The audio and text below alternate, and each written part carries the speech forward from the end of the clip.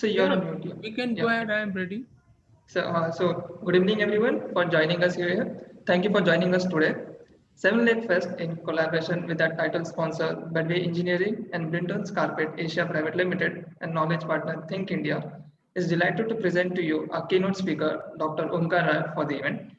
Dr. Omkar Rai is currently serving as the Director General of Software Technology Parks of India, commonly known as STPI.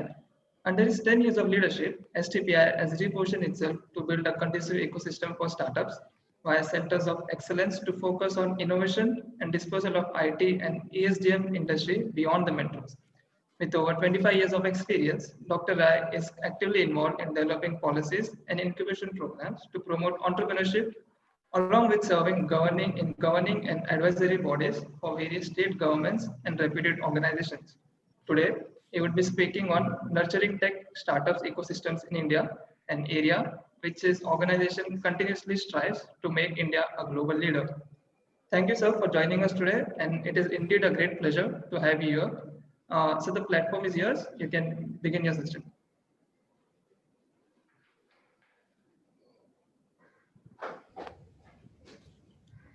Thank you very much.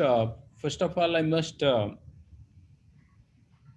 thank the organizing committee of Seven Lakes Fest and Think India for inviting me to talk on this forum. I'm very glad to be here, and I can see that I am Calcutta has been organizing this event every year, and it has become a one-stop destination for business, cultural, and sport event around activities. Uh, I know that this kind of forum actually provides much needed platform to young boys and girls students to learn from each other and to also get exposed to external people, external entities, and it gives you so many leadership lessons. So again, I would say I am very glad to be here.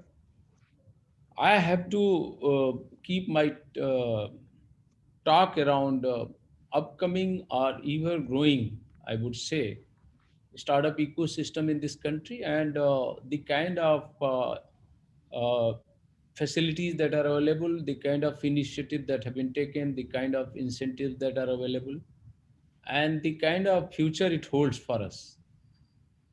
I would also talk about the legacy or the very foundation on which the Indian technology entrepreneurship or startup ecosystem is growing. I would say that if I take you to the past, post-independent India, the very revolution, we call it green revolution or white revolution, or later on in 80s IT revolution of India. It was all created by the professionals of this country, the technocrats, the scientists, and technology workers.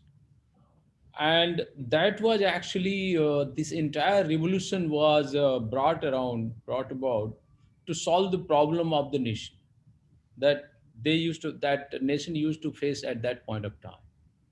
We know that we had a food situation of food grain shortage, and then uh, Professor Swaminathan and other S&T workers in Ministry of Agriculture and other departments of pan India, they all work together to make sure that we will bring this revolution, much needed revolution, and the benefits of this revolution is being reaped by all of us. Second revolution was all about in the area of milk production or milk issues like proper production, storage, forwarding, processing, and then organized supply to all across the country was a very professional, a very challenging job, and that was done under the leadership of Professor B.G. Kurian.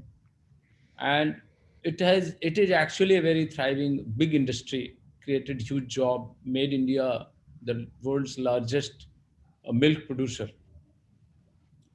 Third revolution that started taking shape in the beginning of 80s was IT revolution.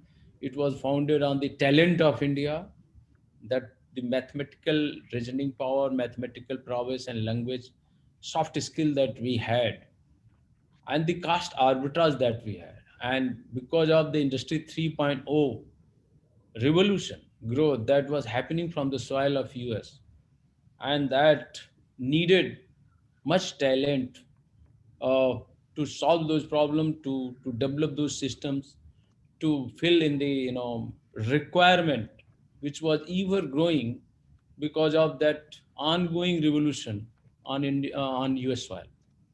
And this actually led to, coupled with the region that India hosted Asiad 82, and the then government wanted to transmit that event on the color TV.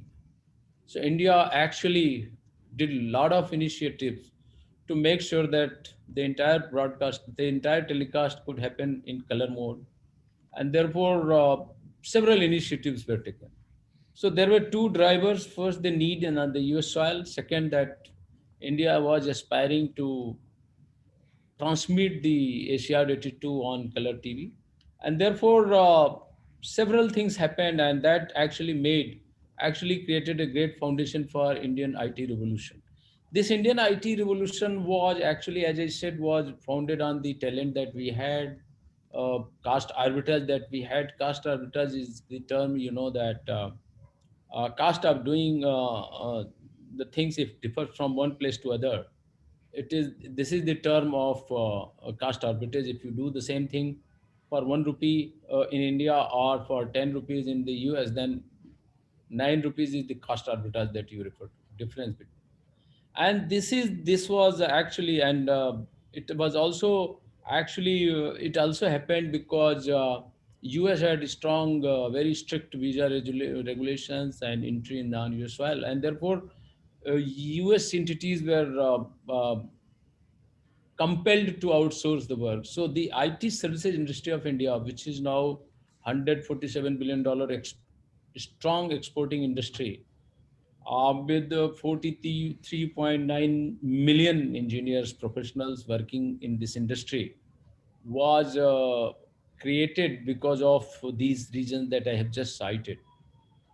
But now we are a very strong IT services industry with world's 56% of share in the global outsourcing market. And that establishes, puts India in a very leadership position in IT outsources industry in the entire world.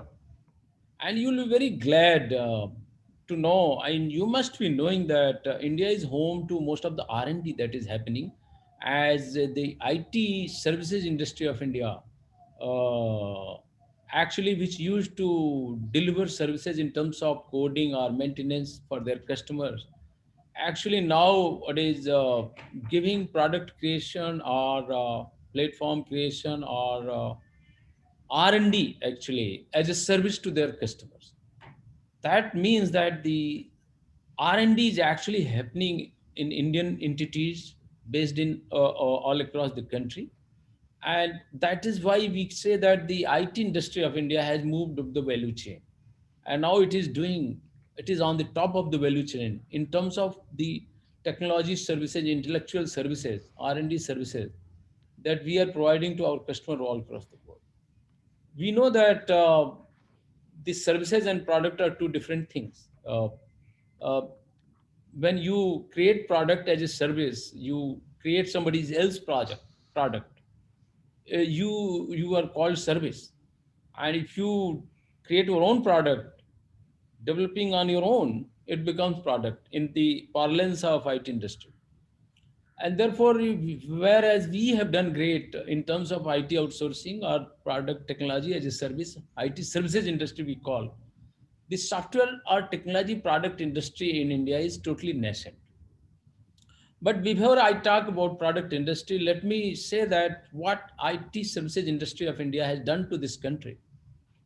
We know that we are leaders in terms of India Stack. We have created India Stack, and our IT systems are so robust, so strong, unequal, I mean, unparalleled in the entire world. If I I cite you the example of Aadhaar platform. It's a biometric identity based technology platform which has around 120 crore identities stored on it, which is also available for real time transaction and verification by third party vendors, which is helping in development of so many products around this Aadhaar identity, which is basically making things so efficient in banking, opening up the account. It is because it is obviating. I mean, obviating the requirement of customer verification, because you can be authenticated by using biometric identity, and there is it is not only a most strong technology platform in the entire world. It's a huge, most big technology platform in the entire world, but it is also available for transaction real time, and that makes a very unique Aadhaar identity platform that has been possible on Indian soil because we had a very strong IT services industry on our soil, which was actually creating world's most leading technology platform for their customers. And that industry actually helped India to put in place Aadhaar kind of robust technology platform within no time with fraction of the cost that would have been incurred on other geography in other geographies if we they were trying to develop this kind of technology platform. So the same cost arbitrage benefits were passed on to India because of this IT services industry. If further we get into the India Stack UPI kind of platform, it's a very simple platform, but a very, very powerful platform. Peer-to-peer money transfer has become possible, and there are several technology products that are coming up. Most of the leading brands are actually have developed their own platform, payment platform around this I mean UPI technology, and that is the basically is becoming possible to my view because of a very strong IT services industry we had within India. We all know that even the very rapid rollout of GST network or e-signature protocol or all these things that Indian government is doing to do the computerization, like the government e-marketplace and all, this is becoming possible in no time with fraction of the cost that would have incurred on in other geographies. This is becoming possible, and we are able to do things faster. There are other things like uh, India stack is ever growing, uh, like financial technology stack is growing now. Uh, the government of India has already come up with National Education Policy 2020. It will also lead to development of educational stack under this India stack offering, and therefore one after other the domains and the sectors are getting added into it, and we are looking at a very strong, a very forthcoming, I mean, very promising scenario in times to come in terms of not only uses of technology, but also creation of wealth and services around those technologies.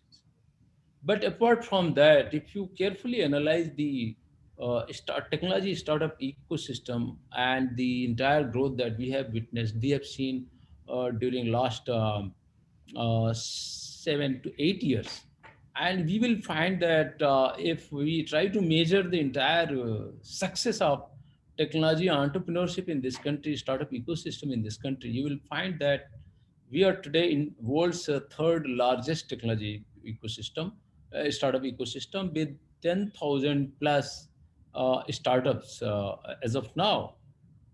And if we try to measure the kind of success it has displayed or exhibited, you will see that today we are 35 unicorns. We all know that unicorns are the some entity which has been valued around $1,000 million. So that is something which is huge wealth in terms of valuation.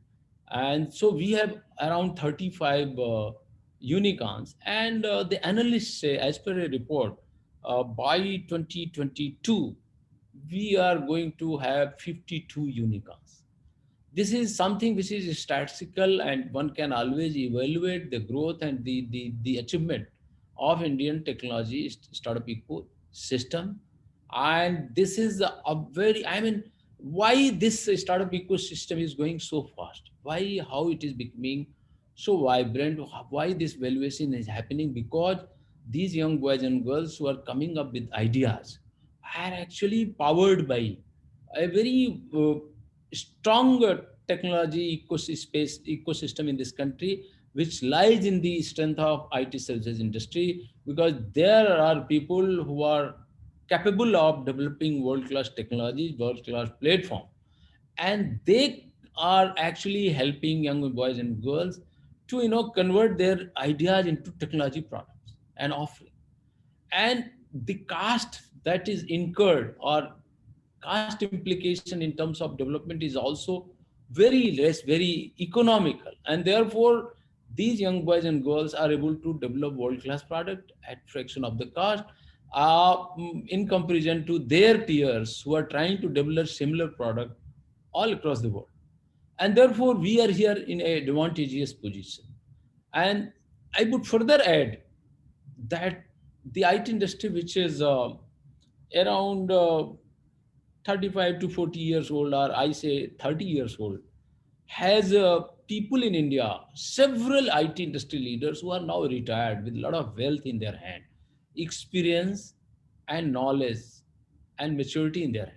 And they are the people who are becoming mentors to young boys and girls, not only technology mentors, but also business mentors. And these kind of people are available all across the country because they are now retired. They have funds, philanthropic funds in their hand. They are now known as angel investors. Apart from technology mentoring, they are also investing in your ideas. Once they believe in you, they are ready for investment. And therefore, the entire ecosystem that has developed over a period of 7 to 8 years, which has culminated or resulted in 35 unicorns as of now, is a great testimony of the strength that ecosystem had. We know that India has actually not only created the kind of product around tested ideas. We know that this e-commerce platform is a tested idea which evolved from the soil of US. Amazon and all these companies have done very, very well. And but within India, if we look at the story of success of Flipkart, it is also equally amazing.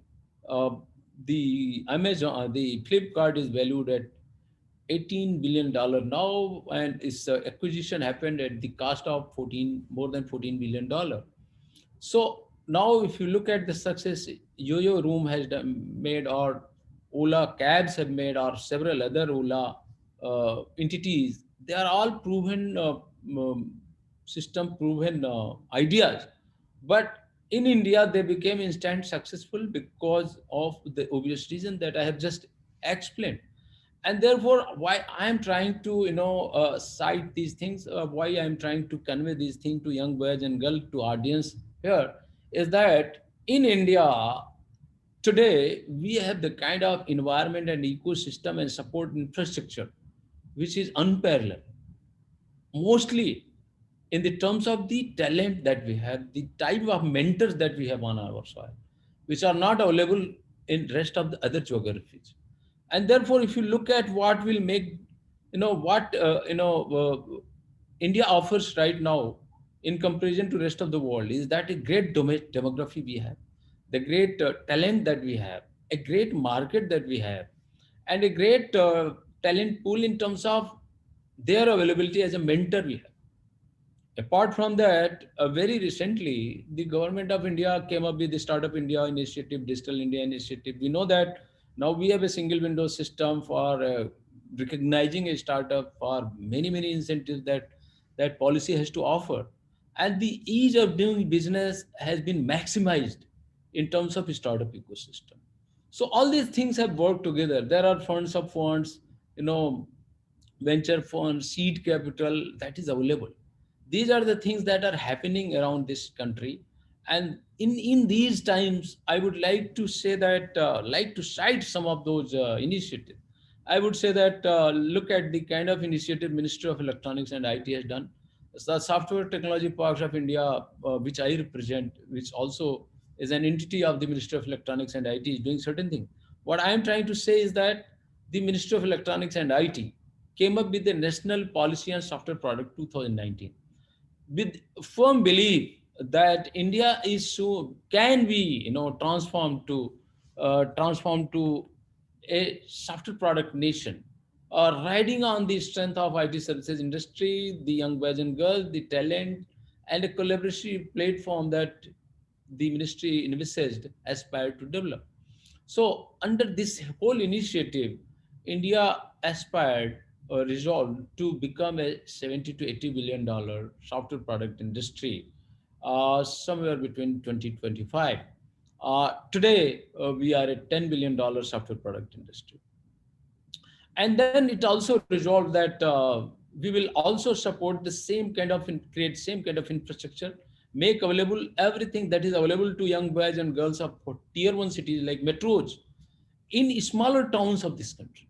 So this the Ministry of Electronics and IT came up with next generation incubation program, which is available for only tier 2 and tier 3 cities of this country. This also offers uh, seed capital to the young boys and girls if they are screened in through a proper screening process. It also offers internship grant to the young boys and girls if they are selected as a founder of the startup. Atal Innovation Mission, you are aware, Atal Innovation Incubators are being put in place. The Department of Science and Technology has its own incubators, chain of incubators. The Software Technology Parks of India has already launched 12 centers of excellence, which are essentially incubators, which are in the emerging technologies. We are focusing on affording the entire ecosystem incubation space along with the pool of mentors, the experts, the access to talent, access to mentors, access to capital, access to all sorts of support in our access to labs, state of the art labs in our center of excellence. And so far we have been able to launch 12 center of excellence. We plan to launch around 25 such center of excellence spreading all across the country and so networked with each other. They are so networked with the Ministry of Electronics and IT Startup Hub, which connects all such of incubators and provides them all sort of value advisory, the access to world-class standards, world-class mentors, market and all. And therefore, if you look at the entire startup ecosystem is taking shape, connecting to each other, and therefore, if a young boy and girl or a startup is connected to any of the incubators, in turn they will be connected to a great ecosystem which is looking for them, waiting for them, and they will be connected with the rest of the world through that.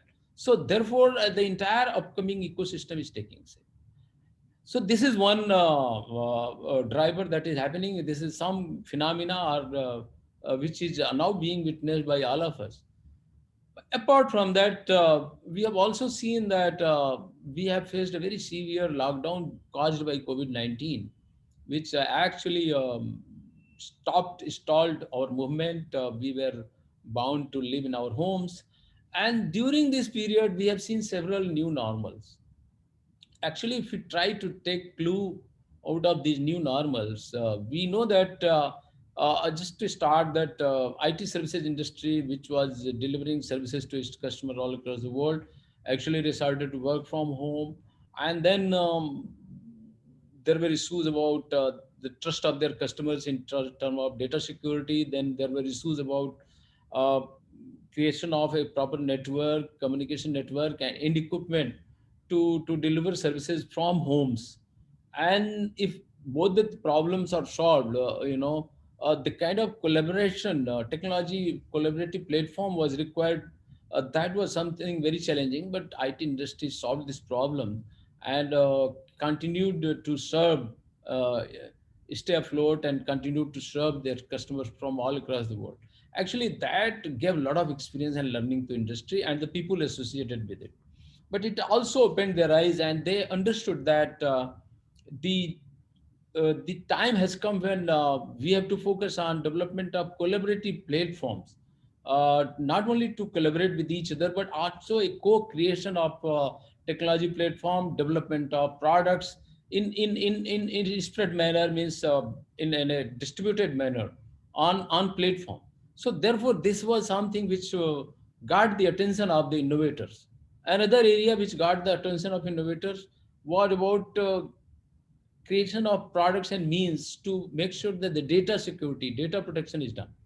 Because all the trust, all that matters is the trust of your customer who are not present at their homes. And therefore, the entire uh, measures, entire product that have to be created has to create much needed trust. And therefore, a pool of technologies has to get into it. So this is another sector which got the attention. If you look at another area where, and when suddenly the universities, colleges, schools were closed, and then young boys and girls had no means to get the education, teachers had no means to teach you. And then you had seen that people started delivering lectures on these online platforms, and their house, they resumed the teaching, and the pupils resumed the learning.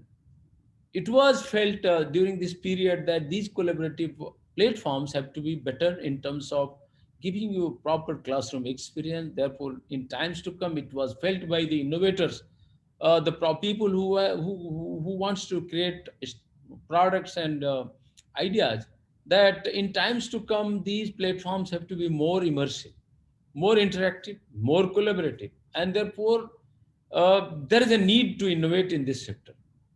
If you look at fintech sector, because you cannot access, go to branch, you cannot, but you have to pay, you have to survive, and then you have to have a kind of financial technology which makes you totally good with in any circumstances, so that you can have money, you can pay money. So digitization of the entire financial sector is now on the cards, and felt has been need has been felt. And therefore, in this sector also, the innovators have to develop several products in terms of how people can do all sorts of transaction without really visiting to the branch, right from opening of the account to disbursing the money, to managing the money, to getting the funds, to getting the loans, to making payments, everything.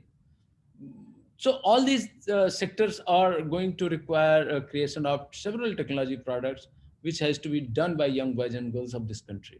If you look at travel, tourism, logistic, transport, and all, this has got badly affected. And therefore, particularly the tourism sector has to change. The tourism, maybe that it may require adoption of modern technology to give you a great museum visit access through animate, through AR and VR mode, so that you have to digitize the entire museum, you have to digitize all your destination, so that people sitting from all across the world, they can actually visit and feel the great heritage that you have. And therefore, people have a very natural instinct to visit places, natural instinct to look into things. And that has been felt that this is one area which would require adoption of a lot of technology. We also know that agriculture sector, we know that the government has taken resolve to double the farmers income by 2020. And therefore, in times to come, 2025, and therefore in times to come, this sector has to adopt a lot of technology. We know that blockchain technology holds a lot of promise in this sector, right from farm to fork, tracking their trust, tracking their origin of the production, managing the entire supply chain. Everything has to be managed with a lot of trust, so that people have trust that this product comes out of northeast, or it's an organic product, the source of product is this is the quality of the product. That trust has to be built on blockchain. And therefore, you will see in times to come the uses of blockchain, around which a lot of products will be created, and that will help the agriculture sector. And therefore, we see a lot of possibility in that sector. We also know that this entire media and entertainment is going to see a lot of change. And you will have to create a lot of products around content, animated content, content, more immersive content you have to create. And then there will be technologies which will be required to as a carriage to transfer that content from one place to other, from telecasting center or to end equipment. And therefore a lot of research has to go and a lot of product has to be created around that to solve such problems. Further, I would say that the artificial intelligence. India is a large country with 130 crore people. We are getting digitized very fast. The adoption of technology in Indian industries, Indian government, Indian economies, sectors of economy is very, very rapid. And therefore, we are going to see, creation of a lot of data over a period of time. Just to keep that data, to manage that data, to analyze that data, and getting insight from the data is one thing, and training that data to develop a better understanding, better intelligence is another thing. And therefore AI needs a lot of data. We are the custodian of world's largest demography with a lot of data future in future. And therefore AI tools which will be developed around those the treasure of data that we will have in times to come will actually give us a lead in terms of those precise AI system which will learn over a period of time itself. And therefore we will see a lot of development around IoT technologies, cloud, um, and artificial intelligence. We know that India is fast becoming a leader in terms of software as a service platform services. And this is one thing which is happening now. So in times to come, we are going to see a lot of things around this. I would say that we have to even do better things in terms of making things platform agnostic, uh, device pervasiveness has to be there. The product that you would create has to be independent of device, so that it can be omni used everywhere. These are the things which will attract the innovators ideas and innovators focus. They will create products and technologies to make sure that we are able to do these things in times to come. Apart from that, these technologies are going to have sector focus, whether it is educational tech sector, health, medical sector, financial sector, autonomous, electric, connected, and shared vehicle sector, or any other sectors of the economy. They are all going to require a lot of technology. This industry 4.0, that is the term we know, is a bundle of is a term which requires to make things efficient over a period of time, comes with the kind of technology I have just cited to you. This is something which is going to impact most of the sectors of economy. In fact, it is going to help us enhance our um, gross domestic product, value added, and therefore and a lot of domestic utilization of the technology that will develop. So in times to come, I must say that the kind of domestic market we have, the kind of adaptability of technology that we have witnessed in during past few months, the digital footprint growing all across the country has given a lot of scope for e-commerce platforms.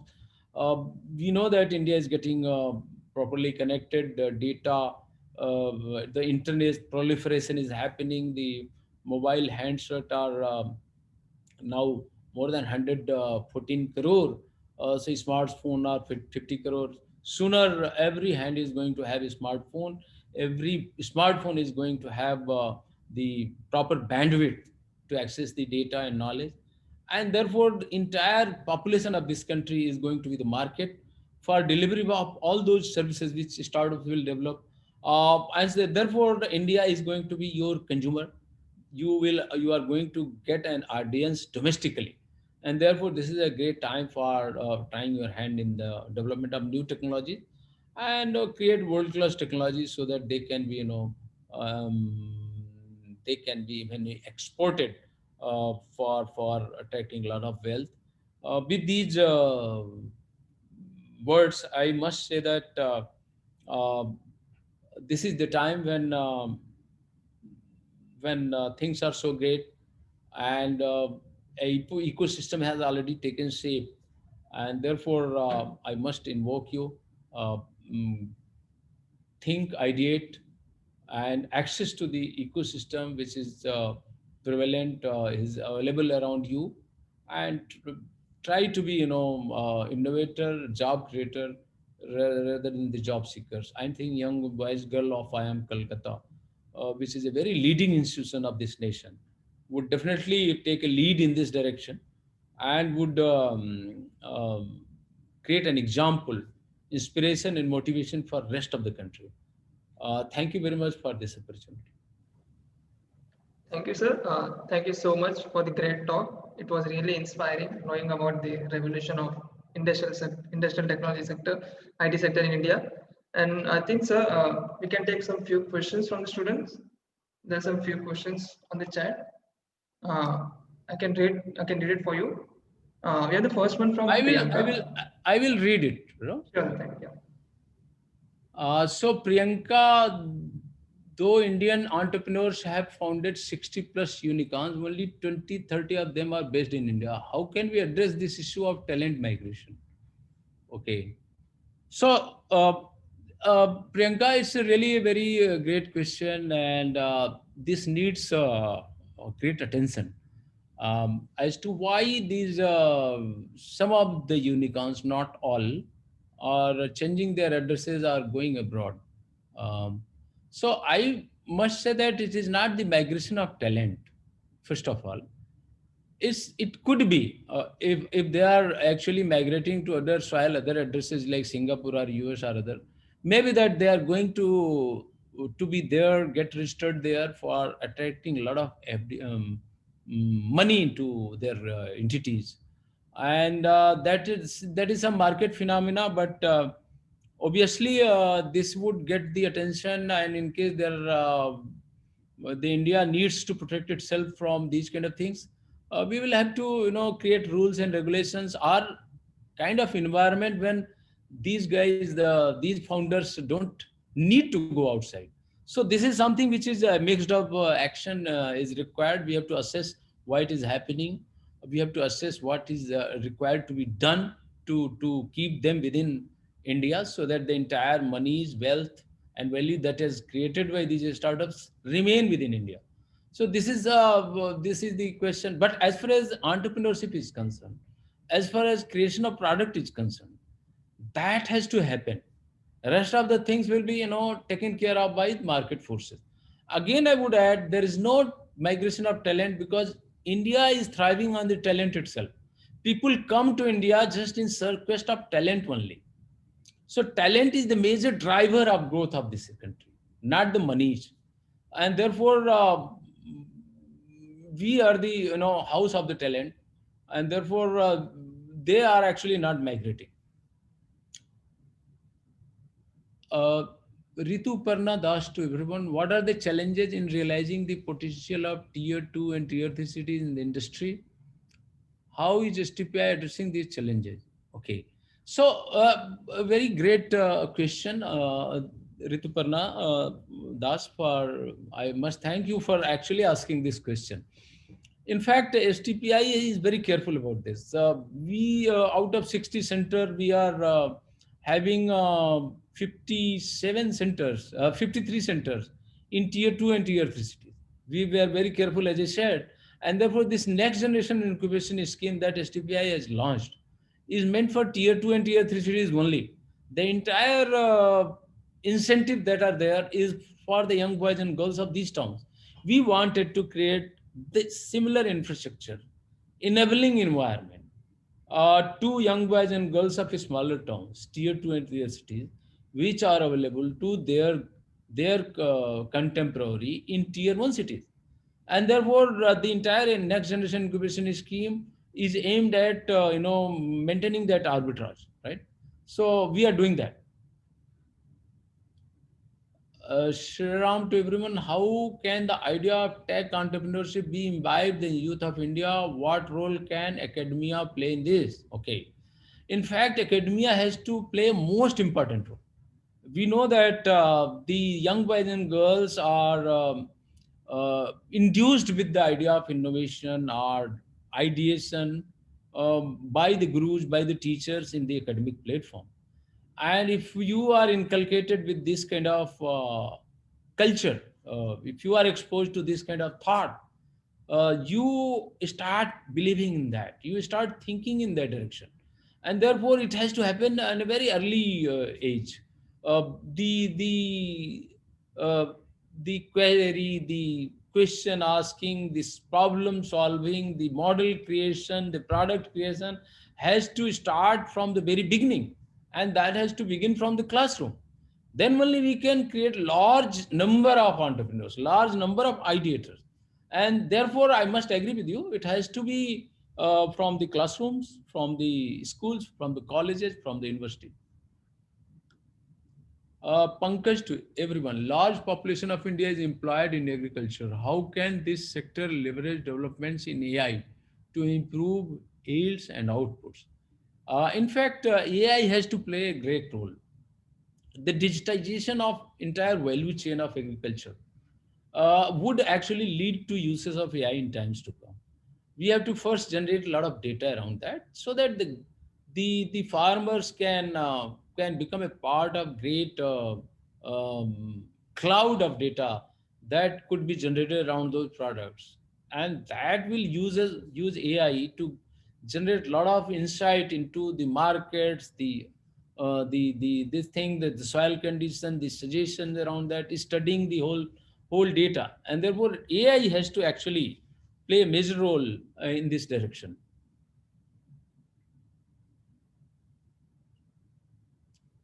Rishikesh, to everyone, how do you think India is faring up in the transformation from a hub of IT services providers to home of product centers companies? Rishikesh, I would say that India is already has already actually moved up the value chain. Indian IT industry, which is this service IT services industry based on the outsourcing model, actually moved the value chain over a period of time. And as I said in my address, that most of the technology products are being powered by Indian soil, from the Indian soil. These companies like Oracle, Microsoft, these are product companies of the world. Facebook, WhatsApp, Google, and such other technology companies, they have their development centers and R&D centers in India. These services are being provided by other service providers within India, or they have captive R&D centers within India.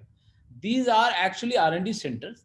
This is, of course, a matter of fact that these are the services which are being provided in outsourcing model, and we are not actually owning these products. So I would say that we have product companies within this nation, and because of these things only, the Indian software, Indian technology startup ecosystem has picked up very fast, because that we had that ecosystem in already in place. Gaurav Vishwakarma, to everyone, how Indian company can use AI for controlling e-waste management? Again, I would say that AI has great uses. AI actually works on the large database. And if you have data, and if we properly train that data would generate a lot of insight, a lot of knowledge, a lot of intelligence, and it would that intelligence will actually keep on augmenting and enhancing itself automatically over a period of time, and that will make things so intelligent, so self-determining, self-decisive, and therefore it will really help. It all depends on the data. So this was the last question, Mr. Mukund Udari. Yes, sir. I guess that was the last question. Uh, I think uh, I think we can wrap up the session over here. Thank you so much, sir, for joining us here at the Seven Lake Fest of IIM Calcutta. It was a great pleasure to have you here, and we really hope to see you soon again, sometimes in the campus, maybe not the virtual. And also, sir, I would like to wish you a very Merry Christmas from our side. Thank you. Thank you. Thank And you. I think, sir, that's it. I would like to thank our sponsors and students for joining this session. Thank you, everyone. Thank you.